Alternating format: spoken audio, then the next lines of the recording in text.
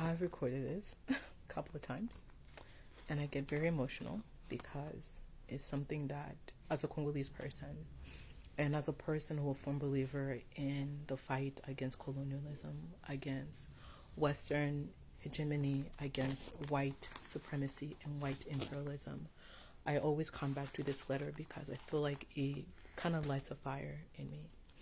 This was a letter that Patrice Lumumba wrote to his wife on like his last hours when both the U.S. and Belgium and some United Nations official orchestrated a coup that got him killed, dismembered, and his body dissolved in acid.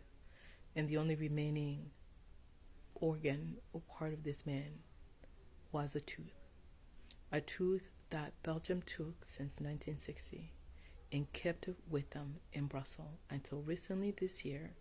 They've decided to give Patrice Lumumba's family tooth back. They could not bury this man, their father, husband, because his body was dissolved and because the cruelty and the barbaricness of whiteness is to keep a tooth of a man that you've dissolved in acid. So this is a letter that he wrote to his wife. I get very emotional reading this letter because it's an emotional letter. The last words he read to his wife before he was chopped up and dissolved in acid. My dear wife, I'm writing these words to you, not knowing whether they will ever reach you or whether I should be alive when you read them.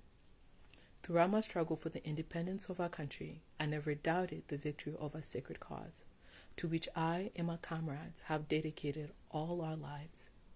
But the only thing which we've wanted for our country is the right to a worthy life, a dignity without pretense, to an independence without restriction.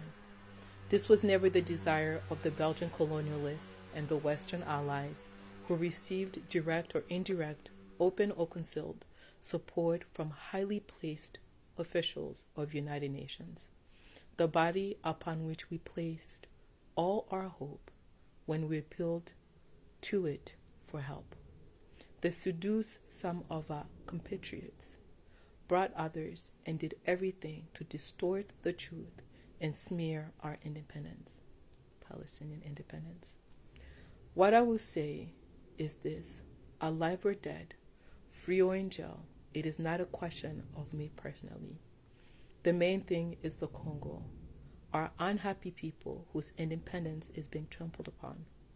This is why they have shut us away in prison and why they've kept us far away from the people. But my faith remains indestructible. I know and I feel deep in my heart, and sooner or later my people will rid themselves of their internal and external enemies. They will rise up as one in order to say no to colonialism, to brazen, dying colonialism, in order to win their dignity in a clean land. We are not alone.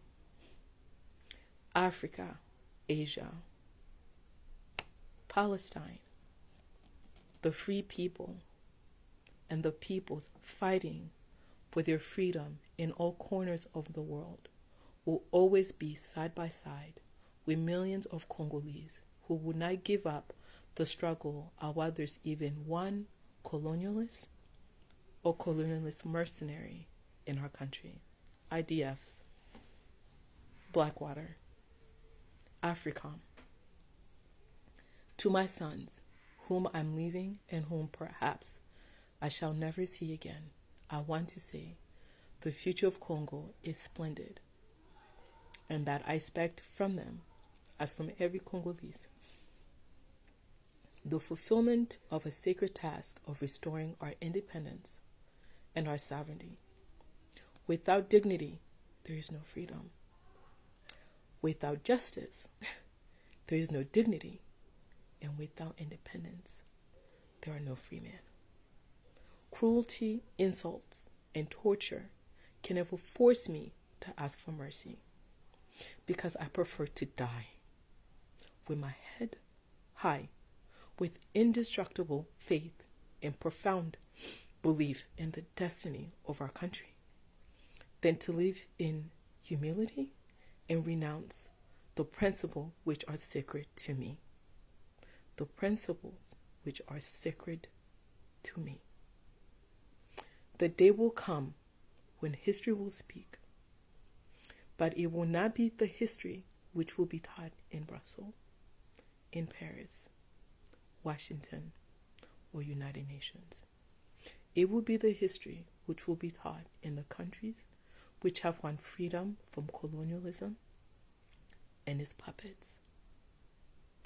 It will be Africa will write its own history in both North and South, and it will be a history of glory and dignity. Do not weep for me. I know that my tormented country will be able to defend its freedom and its independence. Long live the Congo, long live Africa. And I will add, long live the Palestinian people that struggle, long live the Sudanese, long live the global South fighting Western imperialism. And this is the thing that I remind myself, why I will never sacrifice my principle and my values. Because I see the connection in all our fights.